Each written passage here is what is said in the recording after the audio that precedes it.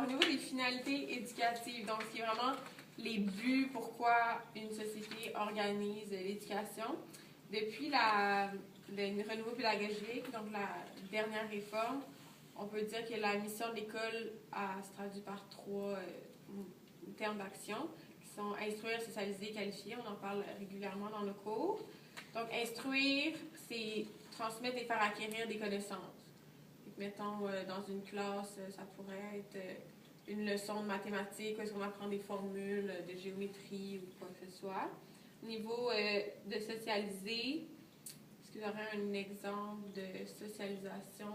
Comment l'école a... Nous, mettons, en notre stage, on était avec des enfants atteints de troubles en envahissement du développement, qui, dans le fond, son but, c'était vraiment plus de socialiser parce que, dans le fond, leur problème, en général, c'est justement de jaser, puis tout, ils parlent vraiment pas beaucoup, puis rentrer en relation. c'est ça, rentrer en relation avec les autres, c'était vraiment son but ultime, parce que, dans le fond, on ne veut pas apprendre des choses comme s'instruire, c'est comme ça rentre pas, là, ça reste pas en tant que... Fait que même si on veut qu'ils apprennent beaucoup de choses, on veut qu'ils apprennent ultimement à vivre en société puis à devenir un citoyen. Interagir avec les différentes personnes. Ils apprennent à. Ils n'interagissent pas de la même manière avec son ami qu'avec le professeur. Vous voyez le professeur, le directeur. Ils apprennent aussi une sorte de hiérarchie.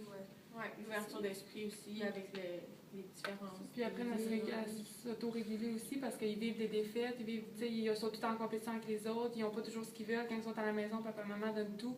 Mais à l'école, t'en as 30 à satisfaire en même temps. On partage, puis chacun son tour à c'est nécessaire au développement social. Puis finalement, qualifier. Donc, c'est plus orienter les jeunes selon leurs intérêts, leurs aptitudes vers une préparation à court moyen terme d'un emploi éventuel. Donc, on veut quand même former les jeunes vers un emploi. Leur offrir plusieurs profils aussi, là, les maths, les sciences, il y en a que c'est les langues, il y en a que tu peux avoir des formations professionnelles déjà. Oui, les FPS, puis tout ça. Plusieurs DEP à partir de même en stage, les élèves partaient justement aux autres travailler des fois pendant la journée, puis ça donne de l'expérience. En même temps que l'étude pour les motiver aussi. Puis même s'ils ont des difficultés, ben c'est ça, ils sont qualifiés puis ils vont pouvoir aller sur le marché du travail, là, comme tu disais, avec les formations professionnelles. C'est vraiment ça les missions de l'école. Oui, puis j'avais aussi une question que je trouvais vraiment pertinente qui englobait un peu ce chapitre-là, c'est qu'est-ce que signifie être enseignante pour vous?